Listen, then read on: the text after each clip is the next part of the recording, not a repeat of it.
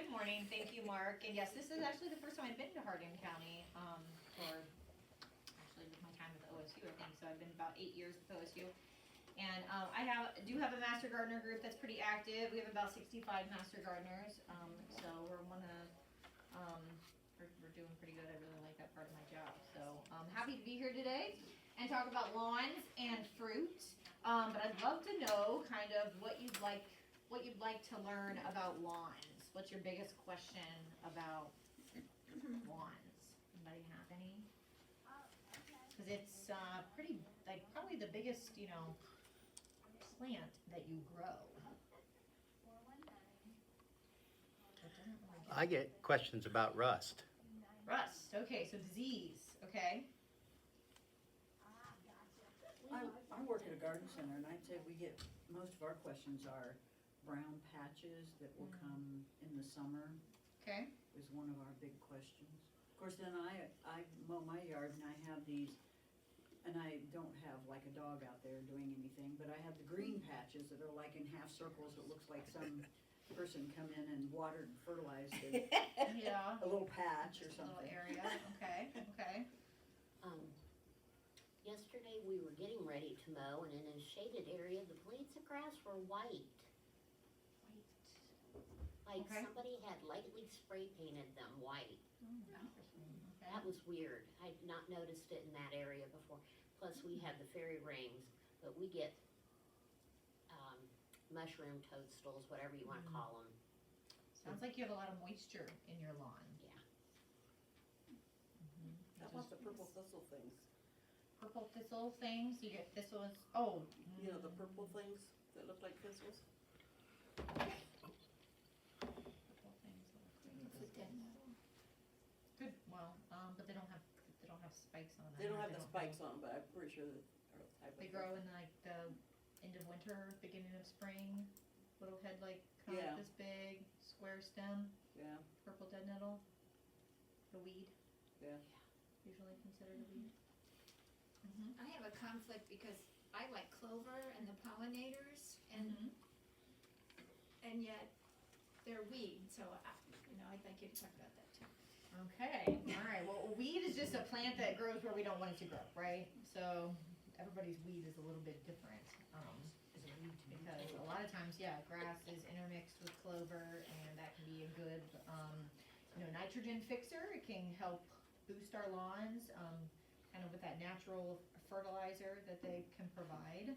But for a lot of people, clover is the intolerant. Does anybody have kind of they like their lawn to be green and just grass, and that's okay, that's one approach, right? Or your neighbors, okay, exactly. So a big part of my talk today is kind of what's your goal? Because if your goal is this, you're gonna have a very different management approach than if your goal is something like this.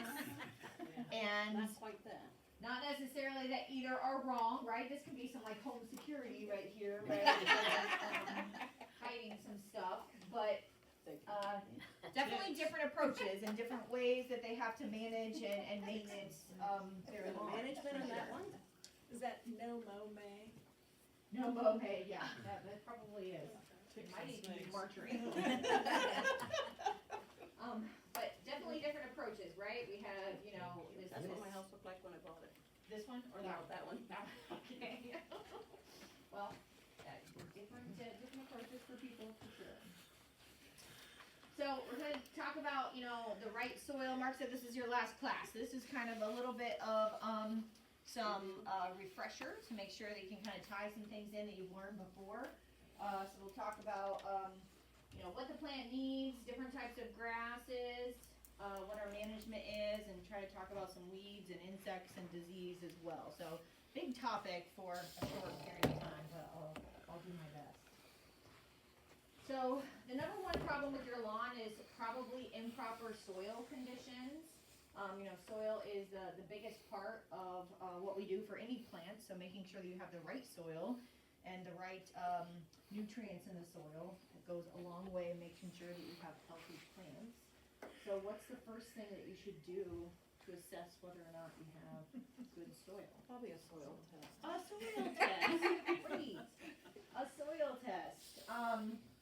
When we know that soil is made up of many things, right? It's not just dirt, right? It is soil, it is part microbes, it is part mineral, organic matter, but it also needs this pore space for oxygen and for water to move around in.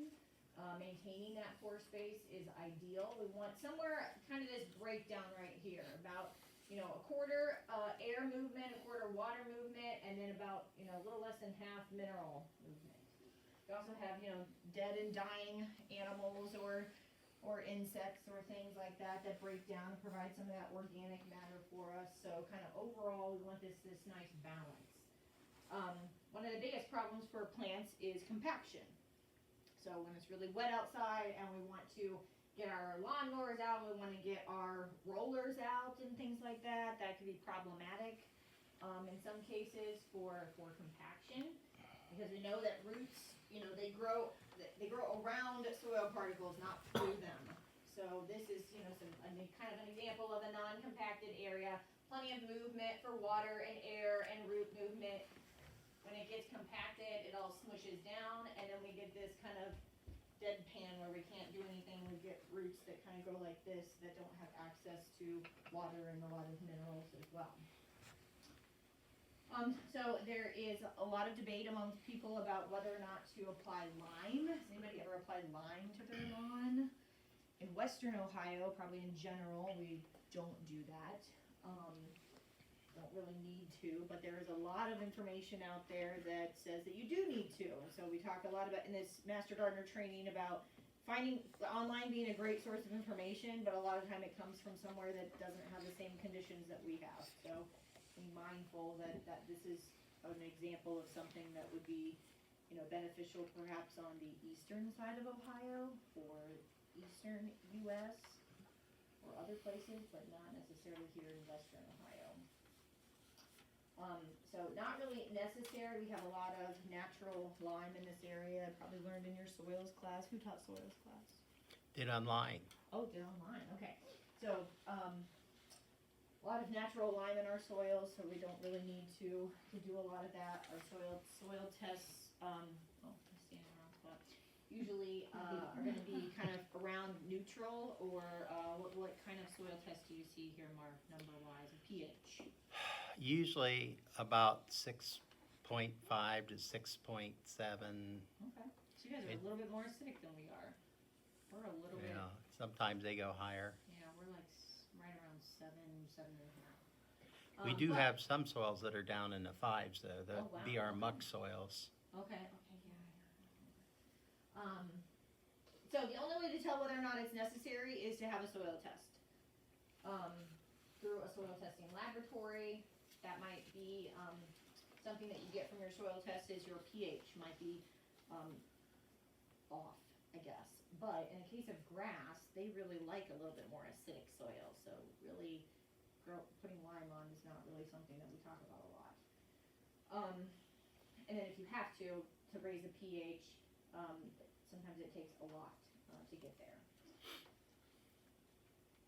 So we know that the reason that we are interested in pH is because at different pHs, the nutrients can be uptook at different rates, and that sweet spot is, for most of our stuff, that's 6 to 6.5-ish right there. You can see that some at like 7, some things like iron and manganese are a little bit reduced in their ability for the plant to take it up. So you have that kind of sweet spot between about 6 and 7, maybe 6.2 to 7 would be that spot. And iron is a big one for grass. Why is iron a big one for grass?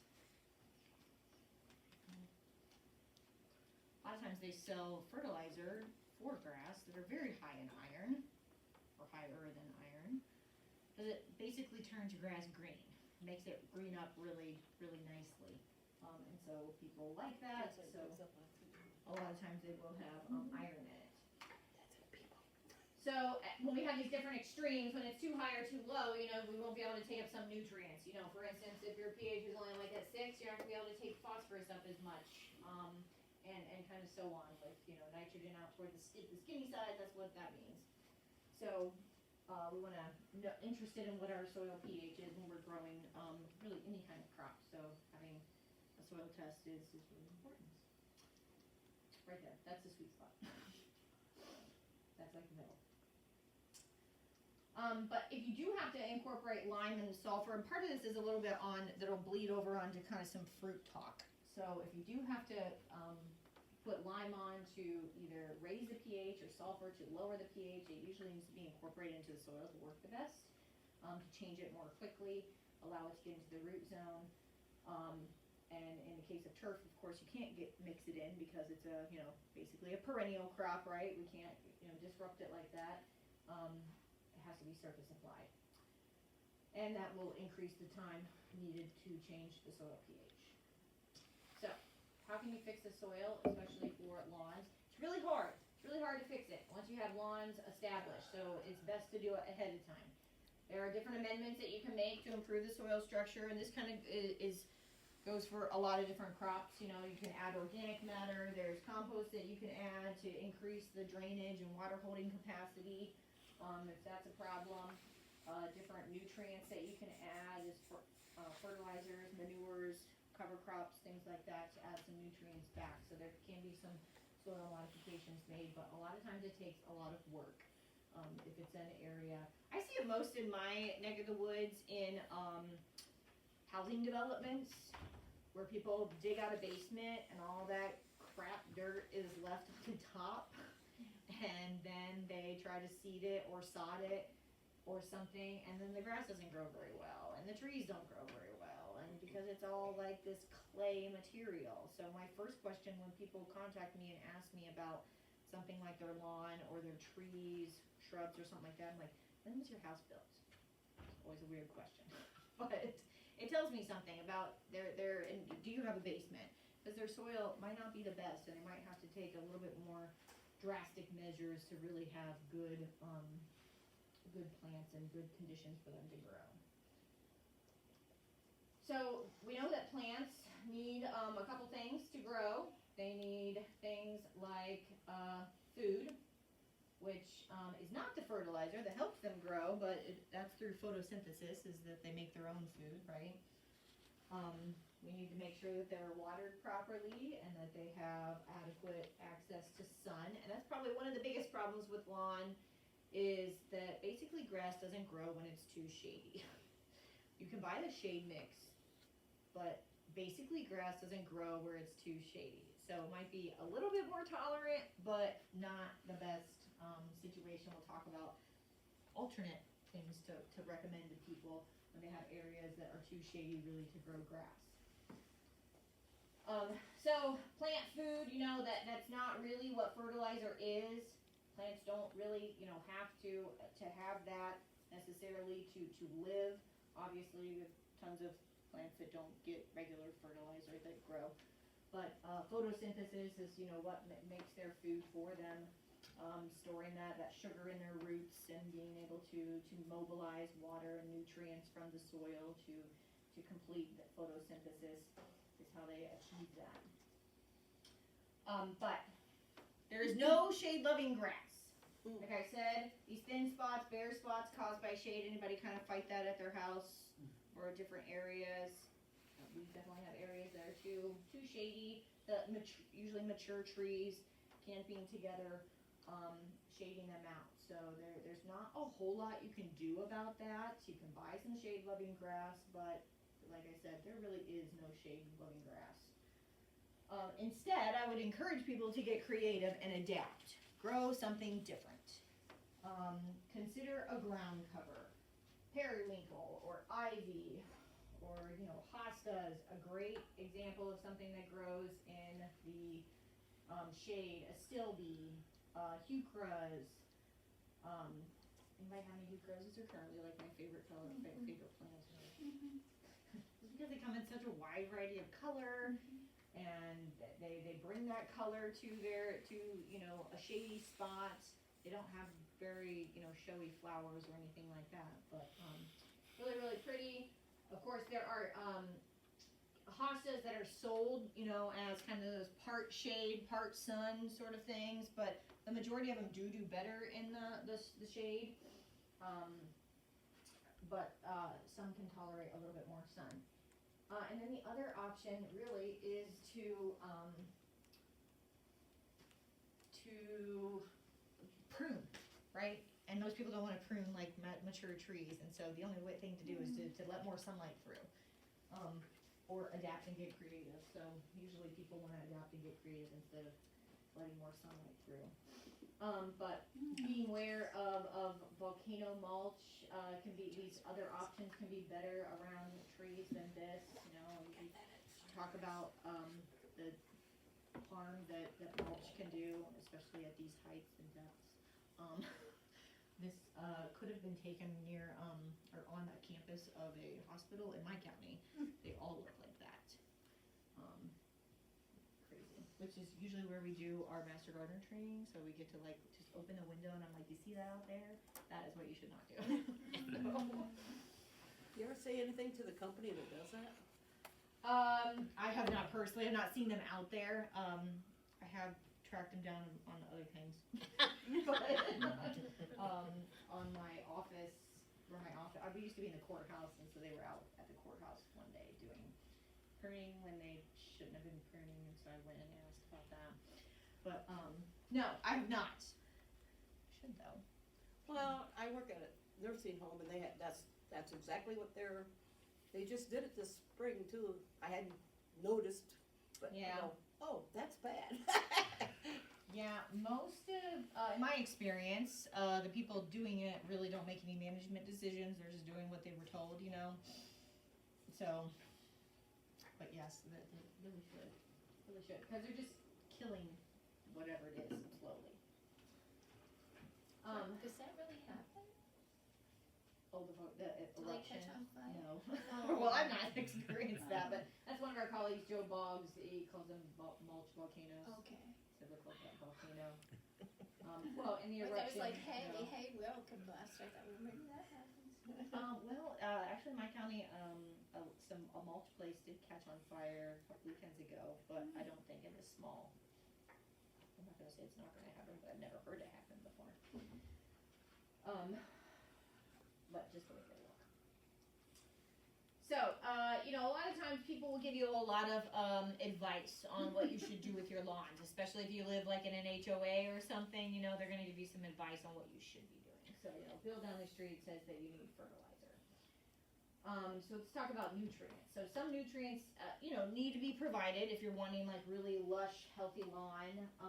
Important lawn care practice to influence your grass color, the ability for it to recover from stress. So maybe what we're experiencing now, a lot of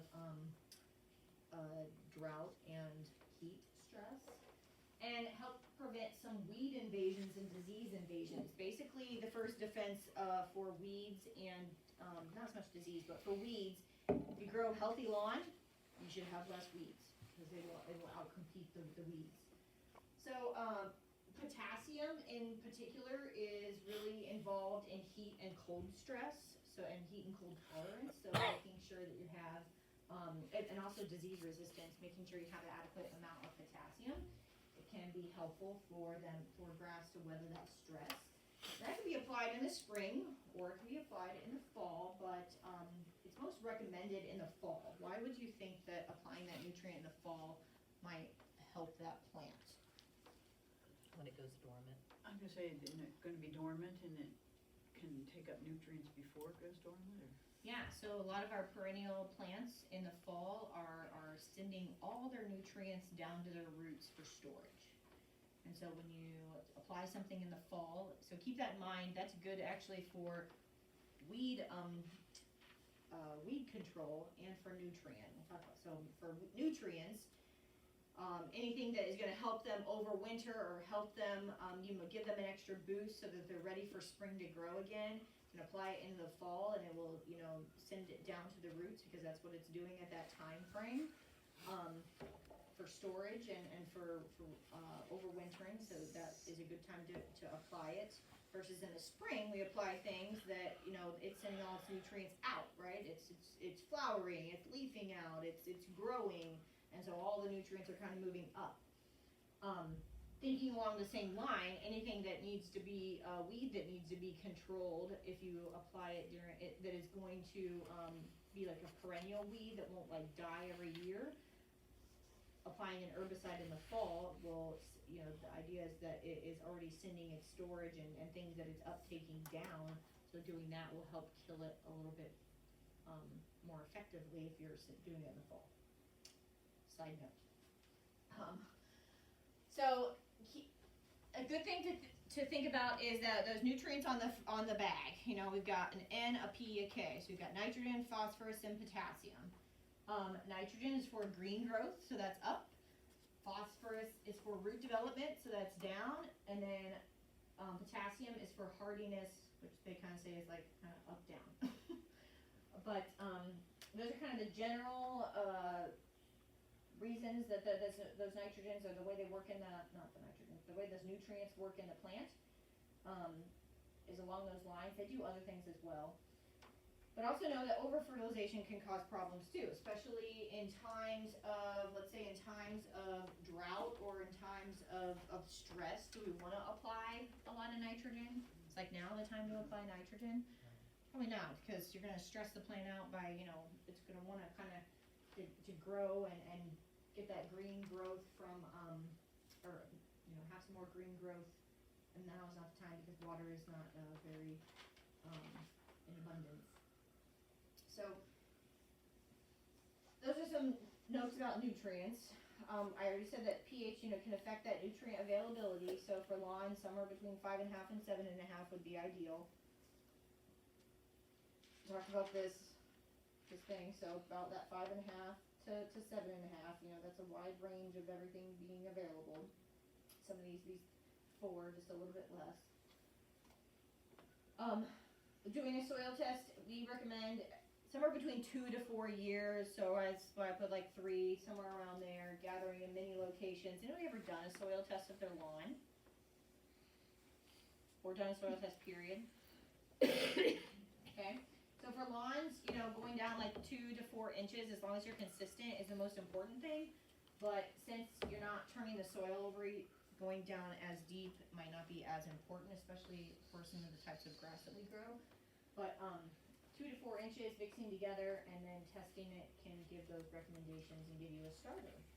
If you have any kind of deficiencies that you suspect, though, that's a foliar test that you need to do. So when people call and ask about soil tests in relation to, you know, some plant not doing well or something, depends on what it is, it might be more advantageous to do a foliar test. Not normally done for a home gardener, though. We see this a little bit more on like a commercial platform. So how are those done? I haven't heard of those. You take a portion of the foliage, so whether that be some leaves or depending on what it is, but leaves, you send it to a lab and they do analysis on it. So sometimes that's done for like a nutrient deficiency. It could be done for like an herbicide application. What else, Mark? What was the question? Herbicide, foliar testing, herbicide, nutrients. It's really the 2 things that I can think of that you would do a foliar test for. Yeah, mostly for nutrient testing, and I know we haven't done it in grass though. I've never done it in grass before either. Like you said, kind of more like on a commercial scale. You know, farmers might do a foliar test on their soybeans or corn if they're suspecting a nutrient deficiency, more like on a larger scale. So. What they might do is send it into the lab to see what's going on, a sample. So I kind of went through this. So remember that the first number is always nitrogen. The second number is always phosphorus. And the third number is always potassium. So why does potassium and phosphorus look like this? Because to be the way it is most readily available in nature, and the way we want to apply it is attached to an oxygen as a phosphate. But are these, what do these numbers kind of represent? When we see like 5, what does that mean in terms of a bag? 5%? 5%. These are percentages, not pounds. That's right. percent by product, so we know that 5% of that bag is, nitrogen, 10%, and so on, and 15%. The rest is filler, and that is meant to evenly distribute the product amongst whatever you're or over whatever you're distributing it. And, that's usually so it doesn't burn the plant, it's so that you can apply it, more evenly. So it's not, you shouldn't be upset about the filler is actually needed, in order to apply properly. Cause we have too high of, concentrations of either of these plants that can cause a lot of burn on the plant and potentially kill it. Question we get sometimes is organic versus inorganic fertilizer. So organic is just something that was once alive, whether that be an animal or a plant that was, been converted into, fertilizer. It usually has a much lower analysis. So you'll notice like down here, like, bone meal, earthworm castings, oops, that's spelled wrong, sorry, fish meal. Look at these numbers, fish meal may be the exception, it's got about a 10% nitrogen, but only a 2 and a 2 for the other two. Earthworm, 2.5 nitrogen. Like less than 1% of the phosphorus and potassium as well. So they're much lower. It can take longer for them to become available to the plant because they're bound by some of these other things that are in it. The good thing is it often contains micronutrients, so like molybdenum and manganese and some other things that maybe are not as readily available in a commercial fertilizer. But so there can be some good things. Higher analysis for inorganic, less expensive, and it's most readily available like right now to the plants. Unless you buy some sort of long release or slow release sort of nitrogen, which that has its place as well. But the big thing to take from this is, if your soil recommendations call for 2 to 4 pounds of nitrogen a season is usually like kind of like an average, 2 to 4 pounds. So if you're looking at your bone meal, 2 to 4 pounds, and at 2%, it's going to take a lot longer to get to that than a common fertilizer for lawns would be something like a 4600. That's uric acid. That's all nitrogen basically. It's going to take a lot more product to get to the same result. Is my point. So that can be more costly, but just knowing the difference is kind of the point here. Not really recommending one or the other. Whatever your goal is and what you have access to and what money you have to spend on whatever you're fertilizing. So fertilization for lawns based upon actual pounds of N, and so I've got this in your notes. I hope that this page printed, so that you can use this to refer back to as a calculation. But 2 to 4 pounds, like I said, of nitrogen per year is typical for what is needed for growth, and that's usually split into a couple different applications. So we don't want too much because it's going to get a lot of excessive top growth, which can lead to some problems. So we want to break it up. Nitrogen is also a nutrient that's lost in the air, lost through kind of just natural processes, so it's not something that stays in place and is available to your plant when it needs it necessarily. So we need to kind of break it up so that it has enough kind of continual supply throughout the growing season. Any questions about nitrogen?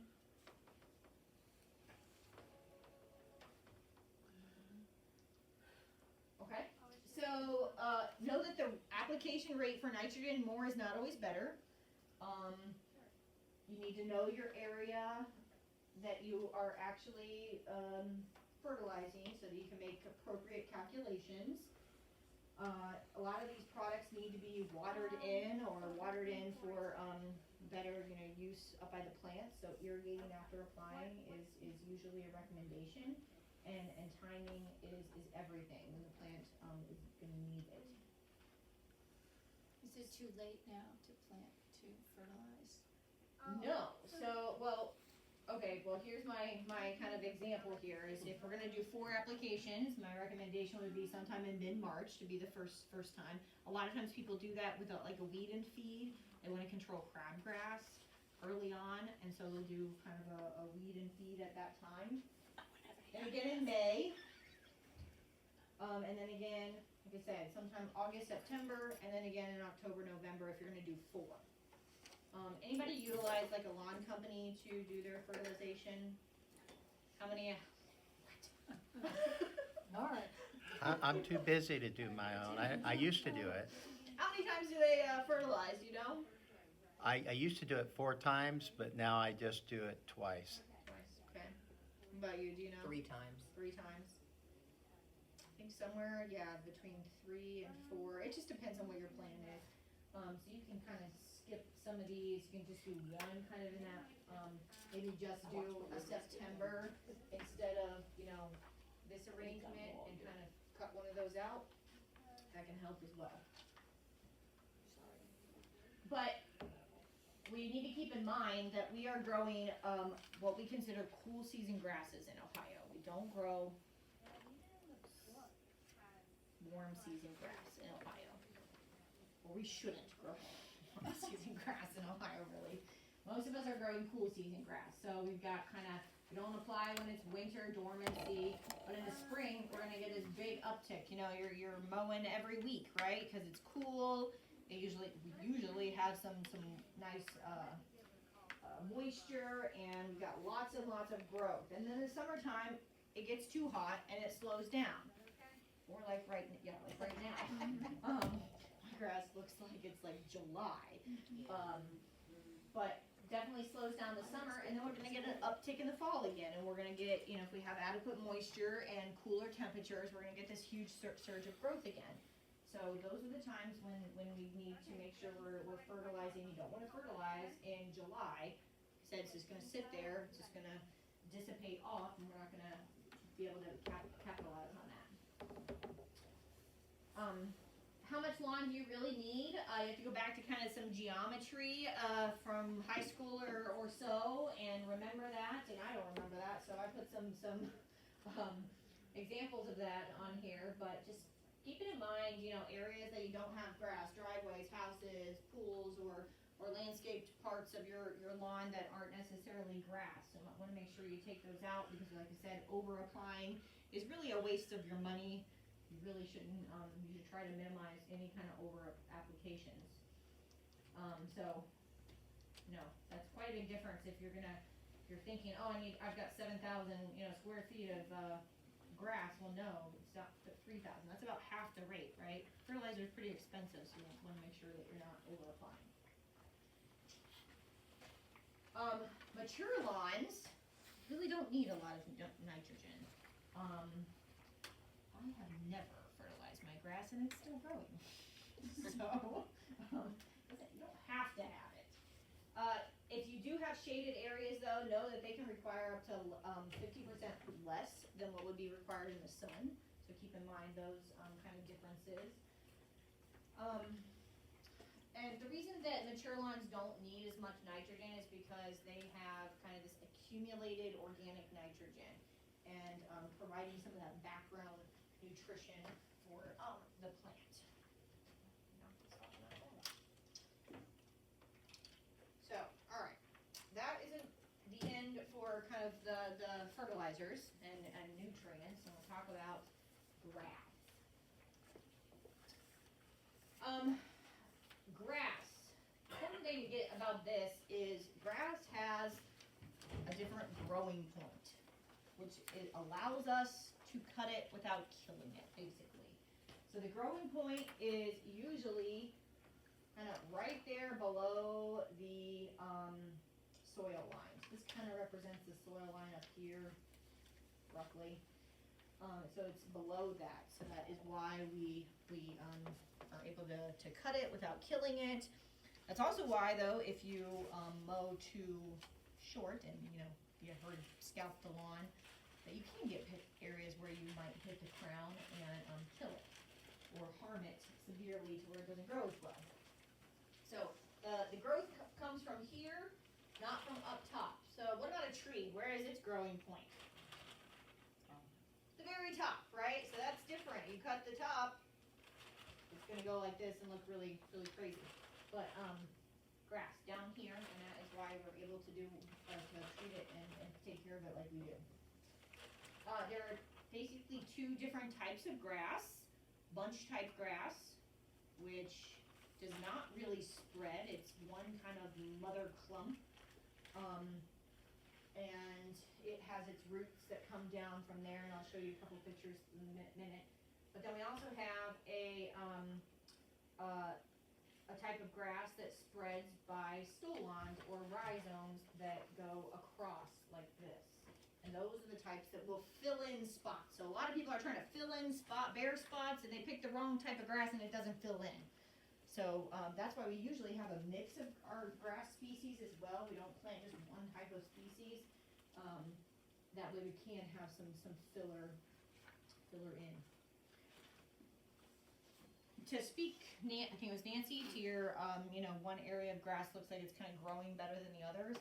I would explore, it might be some sort of bunch grass that is growing at a different rate and different height than your others. Would be one of my guesses. So let's talk about, oh look, here I just had it too. So this is the bunch grass. This would be one of our types of grass that we grow is fescue, and this would be a bunch type grass. Kind of rhizome, they grow these lateral shoots underneath the ground. Stolons are on top of the ground. A lot of these are more like weeds that grow in our grass, that look like grass. But then we have also these rhizomes types as well. So these are a desirable trait in grasses because it can shoot these roots underneath and make a new plant, and this is the filler-in type. These will fill in bare spots. So you want to choose a grass that has this as a rhizome type. Areas that are thin by drought or traffic or disease that can help. The premier one probably of this in that we grow in the U.S. for sod is Kentucky bluegrass. Grows like this. It kind of allows that the rhizomes allows the turf to kind of like knit together and hold the sod together. So that's one that is usually chosen for that, or can be chosen for that. Also in athletic fields. These are chosen because it gives like good footing for athletes and stuff, as opposed to these bunch grasses where you kind of get caught in it a little bit. So this one kind of creeps along the surface and can spread that way. When I think of this one, I think of like strawberries. You can physically see the runners on honeycomb runners. That would be one of those, although it's not grass. But cool season grasses, rough bluegrass, creeping bent grass, which we don't grow a lot. Creeping bent grass is usually grown on golf courses because you can cut it really short, usually on putting greens. And so that is one that is spread by the stolons. So if you want to say anything else? No. So most of what we grow are the cool season grasses. This is kind of a list of some of probably the 4 most popular type of grasses that we grow here in Ohio. Turf type tall fescue. This is different than the fescue that is usually grown in pastures. But turf type tall fescue is a good one. Perennial ryegrass can be one that we grow. Kentucky bluegrass was extremely popular a couple decades ago. It's kind of we're realizing some limitations with it, and so we're never recommending a full Kentucky bluegrass line. And then some fine fescue as well. So for these cool season grasses, it's optimal growth temperature somewhere between 60 and 75. So anything out of that, especially above 75, you're experiencing some dormancy. So right now we're experiencing some dormancy in some of our grasses. But that sets up the good growth during the spring and the fall, like you said, and then of course dormancy right now, especially during the very hot times. So turf type tall fescue. This is a bunch type grass, so it's not going to fill in any gaps that you have. It grows in clumps. It's got a real wide blade with really prominent veins. It's kind of rough along the edges. usually has a sharp pointed tip.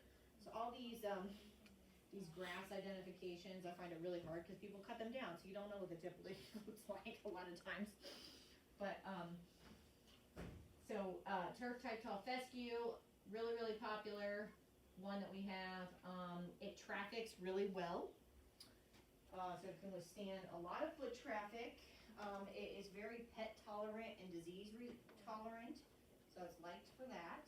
Doesn't have a whole lot of insect problems. It's really that grass of choice in this part of Ohio.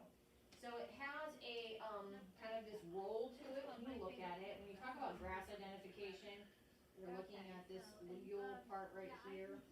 I have a hard time with grass identification if it's not super evident. I think a lot of them look very similar. But those are the basics. Perennial ryegrass, this is also a bunch type grass that grows in clumps, but it is very thin, 1/8 of an inch to 1/4 of an inch wide. Has that really prominent mid vein as well, but it is kind of got this very glossy and smooth underneath. They use it a lot in turf fields because when you mow it, it stripes really, really well because of the different colors on the top of the leaf versus the bottom of the leaf. Very fast germinator, so a lot of times it is kind of put into a mix at a low rate for a seeding mix. So because people want that like instant gratification, right? They want to see fast germination. This usually, I think, somewhere between 7 to 10 days it will germinate, whereas turf type tall fescue takes like 21 days, and people get worried. 3 weeks and no grass, they get worried. So they put some of this in there to try to help with that. However, 100% perennial ryegrass, not recommended. It is not very hardy or disease resistant as some of the counterparts that it has.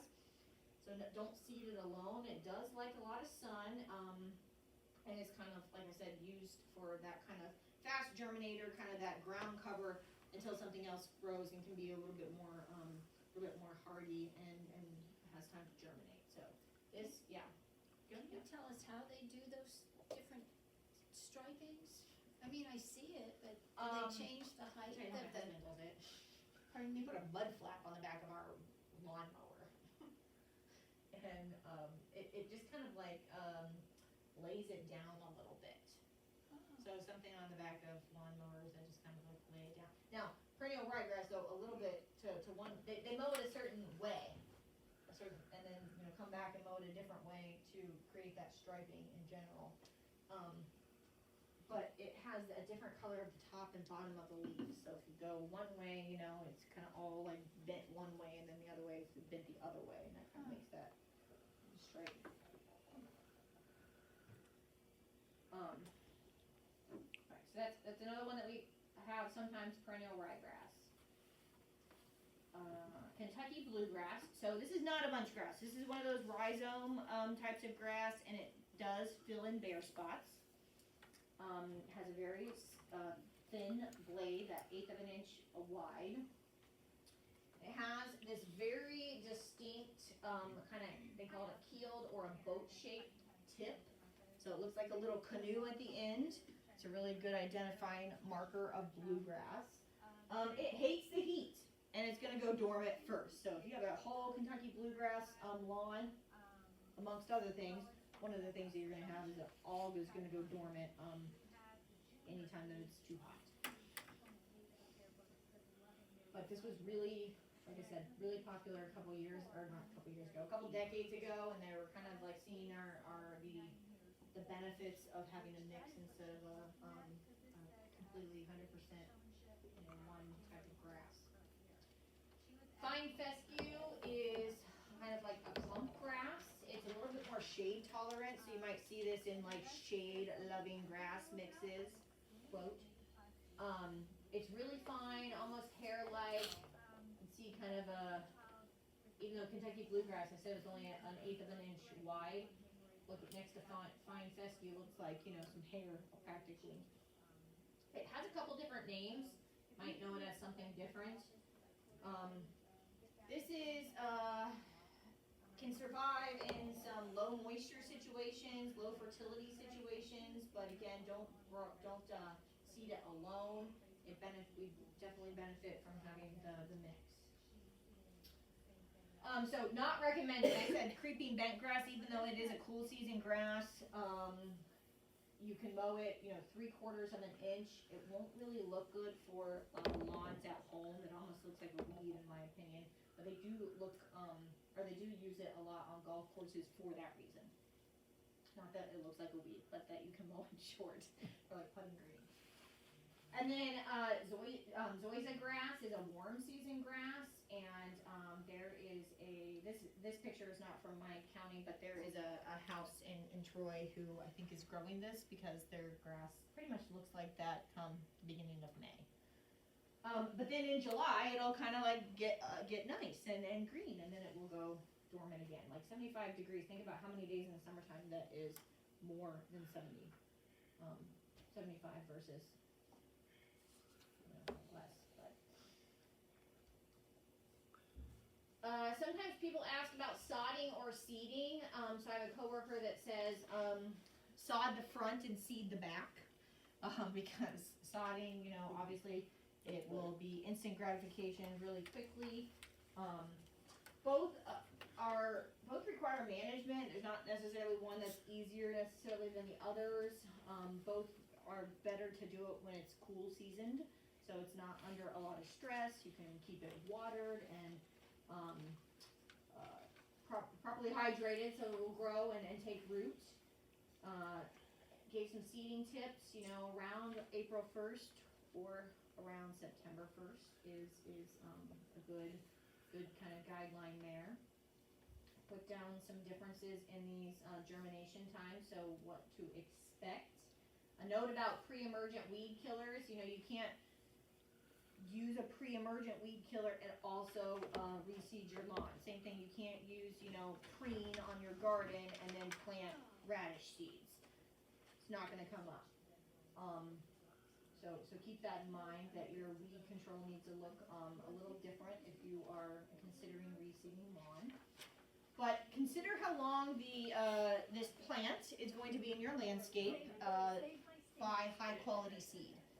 Is going to benefit you in the long run. Same thing, you don't buy the $1 tomato plant, but don't buy the $3 oak tree. The amount of time it's in your landscape is going to benefit you to grow, to invest not only time but your dollars wisely in those products. We have a great resource. I think it's in your manual. This chart. If it's not, you can find it on Ohio Line, but I often get questions about people wanting to reseed. They don't know what to reseed with. This is an excellent resource to be able to give people recommendations on combinations and blends for their landscape. I'm pretty sure it's in the manual.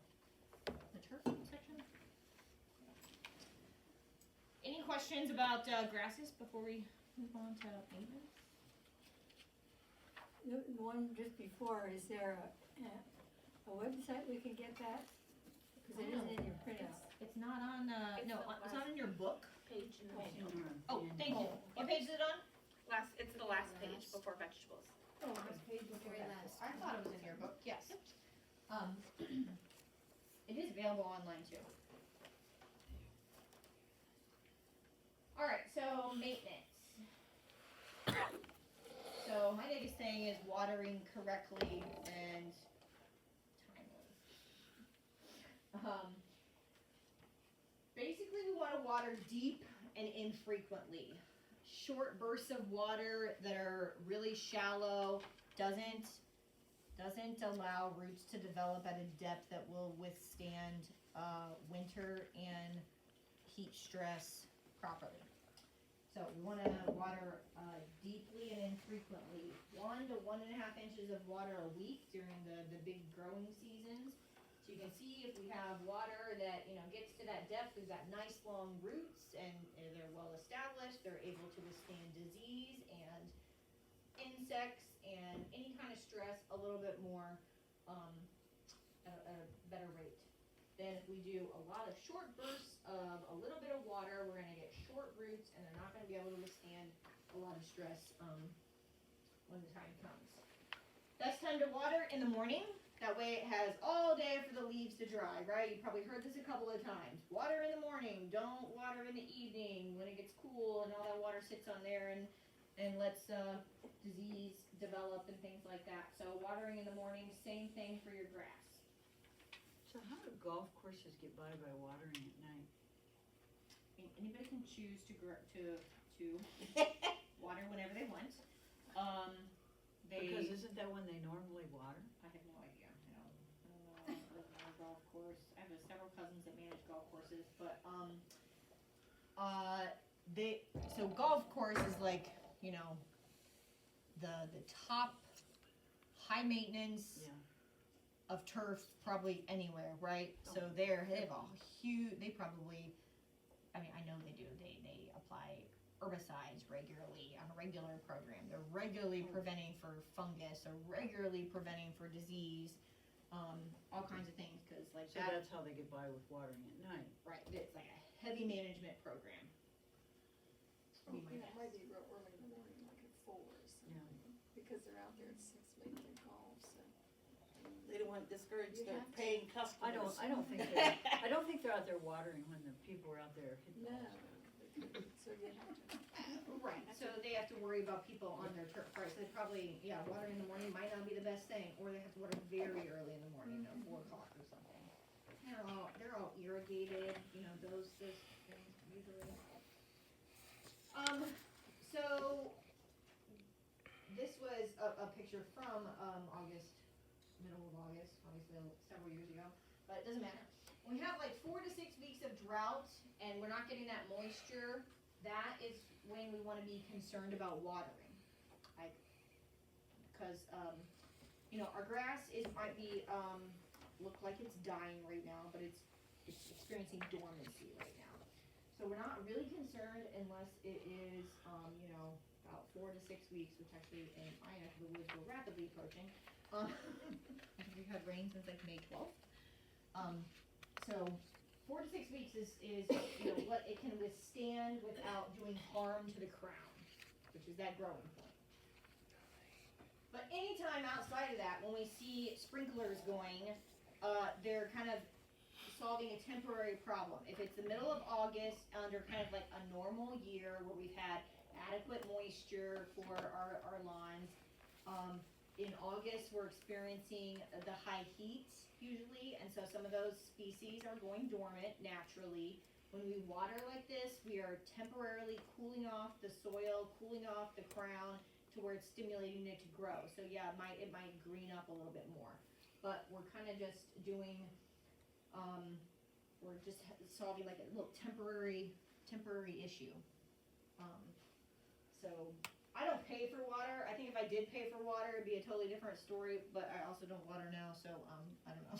It's whatever your goal is, right? If you want the green lawn all the time, then you're probably watering, but it's not needed, I guess is my point. It's not needed unless we are experiencing that 4 to 6 weeks of like a drought situation. So this water is simply, or you need to water to prevent death, not necessarily dormancy, because dormancy is, like I said, caused by the heat. Okay, the next thing. Your neighbor might be asking if your mower is broke. Maybe it's in their mind way too tall. So let's talk about what's too tall.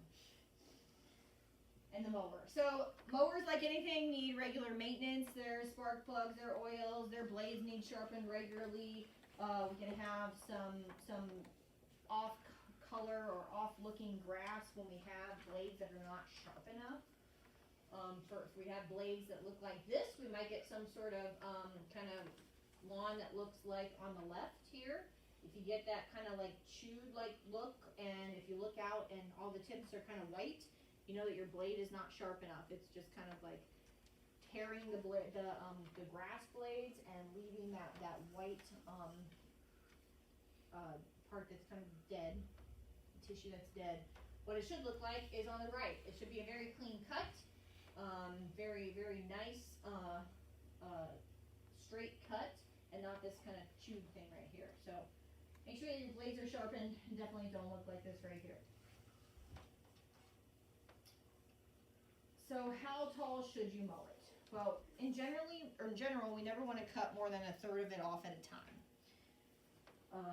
of the leaf surface. So mow high. Don't let your neighbors influence what you do. Generally, somewhere between, I think 2.5, or it needs to be more than 2.5. So generally we're like 3.5 is preferred height. If it's growing, keep mowing. So no matter if it's the 1st of December, if it's still adequately growing, keep mowing it. Yes. So if it's really tall and you're only mowing a third, how long do you need to wait before you knock it down again? 7 to 10 days, so it can kind of Recover. rejuvenate and then go again, and it's going to probably grow some more. But the reason we talk about the height is because just kind of like looking like this is going to go a long way in developing its roots and also shading out weeds, keeping it cool. If you have that canopy, this what we call this closed canopy here, with this light that would come in, can't get down here and dry the soil out, can't get down here to germinate weed seed. This is one of our best defenses from weeds, and keeps the soil moisture adequate and helps our grass grow well. We cut it too short like that, we get all kinds of sunlight, we get weeds, everything. So keeping it about 3 to 3.5 inches is the recommendation.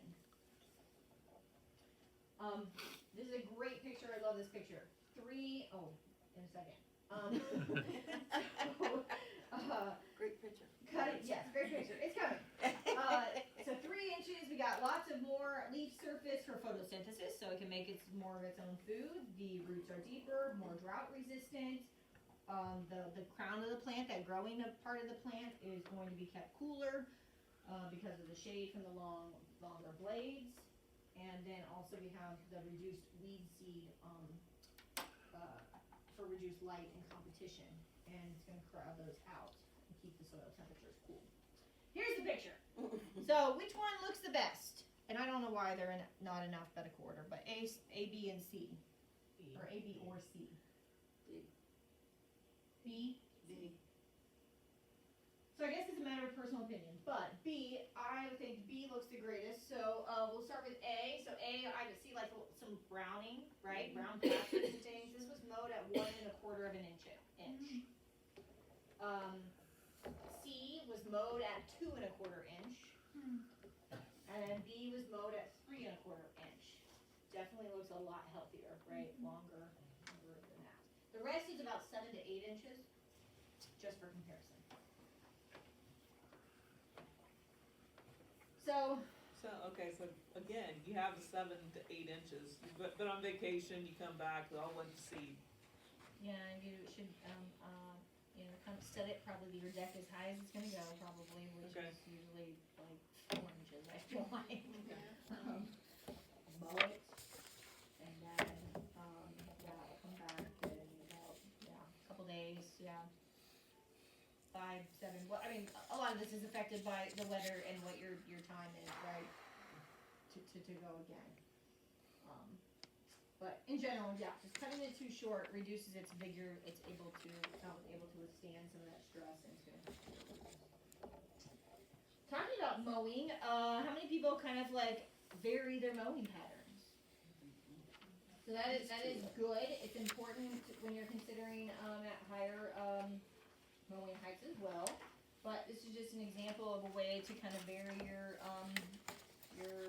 pattern, so that you get, don't get compaction issues, and you're able to kind of just prevent it from being repeatedly pushed in that one direction and kind of laying over, digging it up. And here's just kind of a little bit of a zoom in on those examples of keeping your blade sharpened, so that something like this, opens this leaf to a lot more disease entrance. It's got a lot more entrance points for disease, more susceptible to different stresses as well. Our recommendation is you don't bag your clippings. That's a lot of nutrients that are wasted, and provide up to 25% of total fertilizer needs, and it decomposes pretty readily. Now maybe if you have, this tall, you don't wanna lay it over, and that can cause some stress on the grass underneath. But in general, under a normal mowing, cycles, you should be good to the grass on there and provide that nutrients.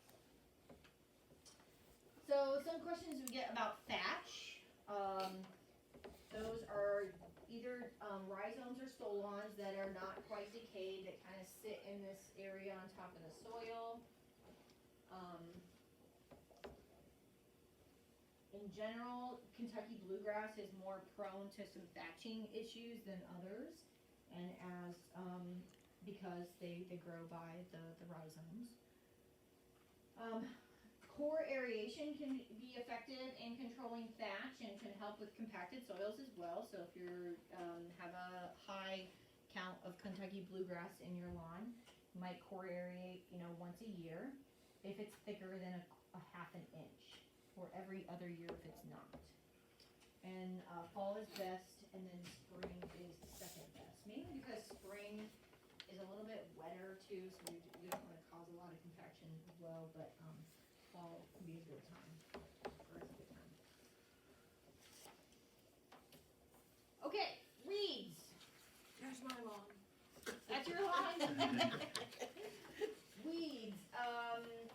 So we've got broadleaf weeds and grass type weeds. Which one's more difficult to control in lawn? Grass type, right? The products that we have are usually specific or non-specific, and so it's hard to treat something that has broadleaf and grass at the same time. So that just makes our management approach a little bit different, but we still have some options.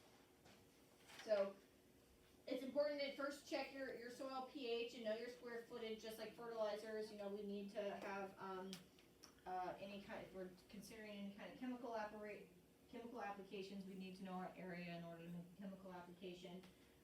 And then what is our tolerance? Is our tolerance a little bit of clover, a lot of no clover, things like that is what we need to know before we can consider that.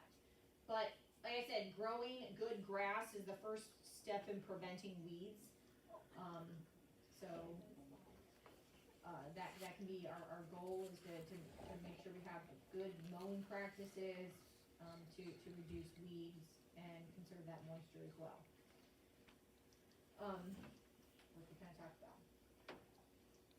We talked about this. Good. Okay. So a lot of times we have a combination of a chemical and cultural approach. The cultural approach would be the mowing and fertilizing and things like that. Some pre-emergence that we can apply where the weed that is most effective or most affected and needs to be controlled in a pre-emergent state is crabgrass usually. That's that March application usually of fertilizer and or herbicide. You need to get that when a couple weeks before the seed germinates. So we need to do that in March. If we're doing a post-emergence, sometimes that's it can be non-selective or selective, and we're looking at that active growth time either in May, basically, or middle of August to middle of October, depending upon what type of weed it is. Basically, pretty easy. Keeping no flowers will reduce the amount of seeds that you have. So when it gets, we want to cut dandelions off here instead of when they get to like this. Although doesn't this happen in about 3 hours or something like that? Yeah. I was gonna say, how do you do that? So the yellow has not produced seed, so you're not spreading. Right. This flower will eventually turn into Yes. this. But if you cut it off as the flower. That's the idea. Is cut off the flower so that it doesn't produce the seed head. Like I said, yeah. Usually, it does seem like overnight or within a few hours they're popped up. First thing that grows. Those are the basics of weeds. Anybody have any specific turf weed questions? There's a lot of different turf weeds, obviously dandelions, huge problem. But there's the thing, I'm a beekeeper, and so I really like dandelions. They're a really great source of pollen and nectar when nothing else is blooming practically. So my tolerance for dandelions is probably a little higher. What's the one that gets tall? Got the little seed head on top of it. Like that bug. Buckhorn, Buckhorn. yeah. Oh, like 19? Sorry, Mhm. maybe 19. right? Yeah, buckhorn. No, foxtail I don't have as much issue with, but the one that gets this long stem and then has the buckhorn, yeah, that drives me nuts. So sometimes those, also some of those weeds are, a sign of soil pH being too low or too high too, so sometimes if that's a problem, could correct that. Weed control in lawns is just something like every year, right? And crowding it out is the best way to do it, but you gotta get rid of it first, right? And it usually does have a chemical approach to get rid of it, or else you're gonna have to dig it out. There's anybody know what, nimble-will? Nimble-will? It's like the first thing that greens up before your grass does, and it's the first thing that will go dormant before your grass does, and it's usually kind of in a little patch. It's all brown. That is super hard to control. It's a weed. And that's very fine. It is very fine. Very yes, I had that last fall and I had these big brown patches. You can basically only dig it out. Use like a non-selective. See, when it turned all brown, I thought maybe it died. No, usually it's like a warm season or Cause I haven't noticed it much this year. I was gonna take pictures of it last year and I didn't, and I should have in the fall. Cause I had, what I thought were sizable brown patches, and it was very fine. Yeah, it might be nimble-will, and the herbicides that's labeled for it and effective are very expensive, and they were restricted. Only lawn care or people that had applicator license could get it. And I feel like there was something available for backyard growers, but it was so I'm talking like $50 to $100 to buy this product. It was extremely expensive. So usually, my recommendation at the time was either to dig it out and hope that you get it all, or to kill the whole area, and then probably remove it and reseed it. So when should you work on dandelions? Is it too late? When should you work on dandelions? Is it too late, like now? I mean, you like them when they're actively growing, but also as a beekeeper, I'm like, not when they're flowering. Well, I have a problem too, cause my family does bees, so, but then I look like a field of yellow. So the best practice, I would say, is to, you want them when they're actively growing. Mine have kind of slowed down, like, extensively. They're not really growing a whole lot, but you can, apply, they're perennial, you can apply, whenever, spring or fall. But mow, if the flowers are present, mow as much as you can off and then apply is kind of, in general, the best way to utilize those types of products and protect pollinators at the same time. Remove as many flowers as possible and then apply. Yes. I'm invaded with violets. Violets, those are pretty. They are pretty, but they're everywhere. Same thing, I mean, actively growing. I mean, usually we do a lot of, herbicide applications would be either in the spring or the fall. Spring, probably best. And sometimes a couple of them, a couple times. Okay, so anybody have any insect problems in their lawn? Don't know? Well, if you have those little dirt mounds in your yard, which I don't right now, but you might have. I could have, there's a lot of different, things that like our lawns. We got chink bugs and green bug aphids, caterpillars, these are all surface feeders. You might notice your grass blades being chewed, your turf is kind of like a burnt orange or brown or yellow color. You might have caterpillars or moths or birds, the birds are coming for the soft-bodied insects, trying to eat them and things. So you might have a surface feeder. These are some examples of them. I'll put some pictures of them up as well. Then you have subsurface feeders, and this is when maybe your turf suddenly wilts and dies. And maybe it's really spongy. If you can roll back your turf like a carpet, that's a problem. That would be in a case where grass roots are chewed just below the surface, or if you have a lot of moles or skunks or raccoons, and they're digging up the turf, that can be a sign that you have a lot of their food present. One of the problem, and this is why, well, not why, but this is one drawback for Kentucky bluegrass. This is a picture of a Miami County lawn. She came into the Master Gardener Plant Diagnostic Clinic with this problem, and she said she had reseeded and just repeatedly, it wasn't growing. What was the problem? She thought she had a lawn disease. After further investigation, found out that she had bluegrass billbugs. This is the larva. That's common for Kentucky bluegrass. You start to see it in late June to August. Basically just this patchy type of look. You know, she had this bluegrass lawn, and what was she reseeding with? Bluegrass. So it definitely wasn't working. She was feeding them. She was feeding them, yes. So that can be a problem. One of the common ones, especially if they have a lot of bluegrass in their yard too. Example of that, this subsurface feeders, white grub damage. This is when you can kind of, pull back the lawn. That's when you have a problem. Do you guys have like an integrated pest management class? Talked about, kind of the different control methods, the 5 different control methods. We talked about thresholds and what is the point where we're like, we have to take some sort of action. For white grubs, if you have a 1 by 1, so 1 square foot, and you have 10 grubs in that section, that's usually when enough damage, they're available in enough presence that it will be a problem. So a lot of people put like preventatives on that are probably not needed, because they can cause, yes, they can do some feeding, but it's not until they're in that 1 by 1 that they're going to do enough to really damage the lawn. So 10 plus, needing the treatment, that's when we have a significant pest problem for most lawns.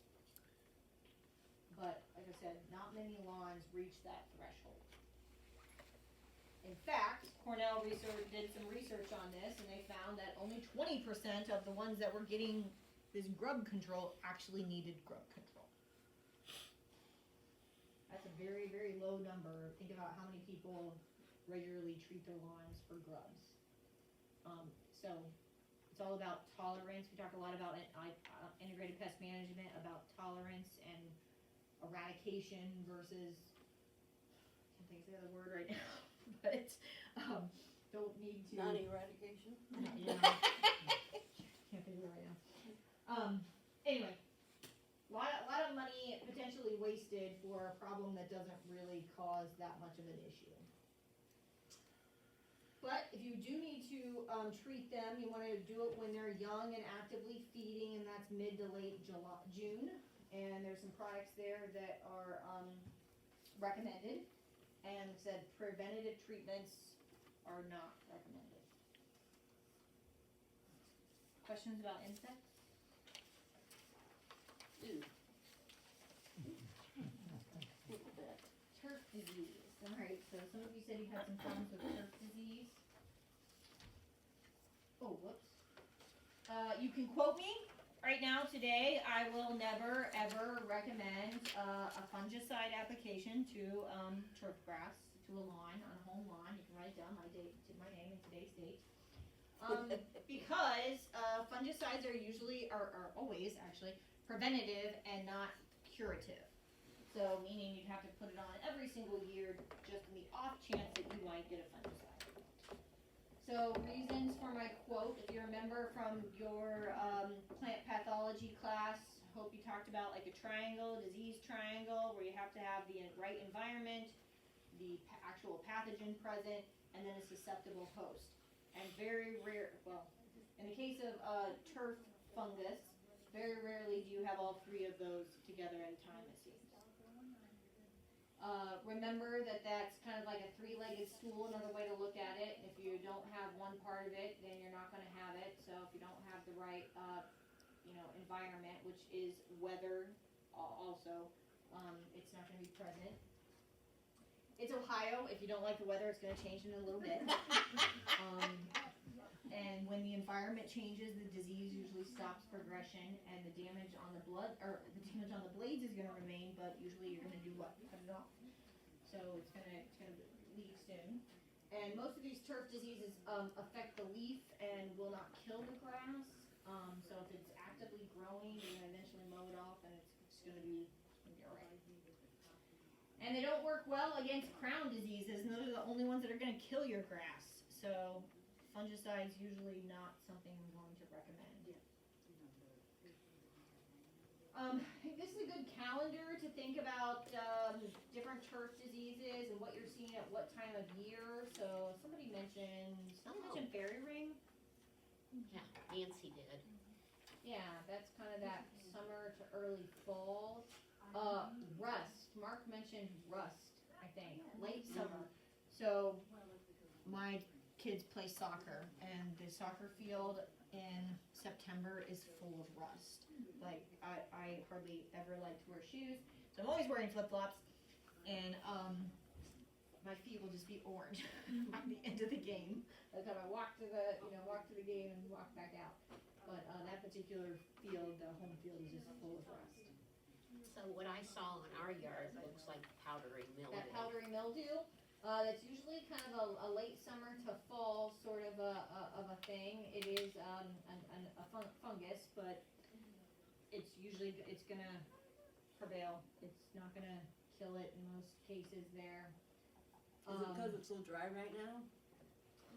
I mean, so I don't know what she saw, but the only way to do that is to do some sort of test, sent to a lab. She was describing your yard is really moist, right? Fungus really like moisture usually, so could be. Hard to tell. Red thread. Anybody ever seen red thread in grass? Got called out for a house call and they had red thread that springtime, but I didn't recommend any treatments. Not gonna work anyway. Snow mold, we see that usually when we're coming out and things are first starting to get green in the early spring, and we see some damage from snow sitting on the grass as well. So this is just kind of when you guys have a pest clinic? Or a pest clinic, some sort of like pest clinic where people Not an call? organized day. Not organized. Alright, well, if you're answering questions, you might kind of just think about this timeline, refer back to it when you're talking about lawns and what makes sense for, the time frame. So, about halfway through, so, your mower needs maintenance, healthy grass needs that sun, water, and nutrients. We need to have the right mowing height, which is what? 3 inches. No less than 2.5. No less than 2.5, somewhere between 3.5. Choosing the right turf species. What kind of grass is shade loving? None, right? Weed control is important, but if you grow good grass, then hopefully you'll have less weeds. Most of the insect and disease problems, if you manage your turf good, they can withstand it and grow out of it. We don't want to get on wet turf. Compaction problems, tear it up, things like that. And soil tests can go a long way in providing a baseline for what kind of nutrients you might need. So, if it's all right with Mark, we'll take a little break. Then we'll come back and talk about fruits.